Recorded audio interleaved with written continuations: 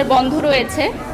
দেখা যায় যে বিভিন্ন ক্রাইসিস মোমেন্টে বা দেশের বিভিন্ন দুর্যোগপূর্ণ অবস্থায় বা মর্মান্তিক কোনো ঘটনায় আমরা লাইভ প্রেজেন্টেশনগুলো বন্ধ রাখি, বা নাচের অনুষ্ঠান, গানের অনুষ্ঠান, যেগুলোকে আমরা বলি বিনোদনের জগৎ। বিনোদনের জগৎটা আসলে তখনই মানুষ গ্রহণ করে যখন মানুষ বিনোদন নেওয়ার মতো মেন্টালিটিতে থাকে।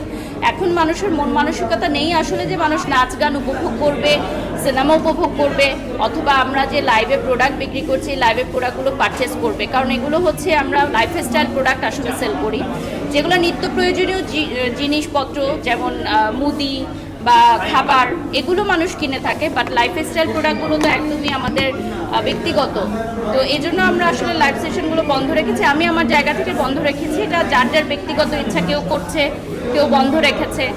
আবার যারা হচ্ছে এই ধরনের অ্যাওয়ার্ড ফাংশনগুলো আয়োজন করেছে তারা চাইলেও আসলে সময় বা তারিখটা পরিবর্তন করতে পারেনি।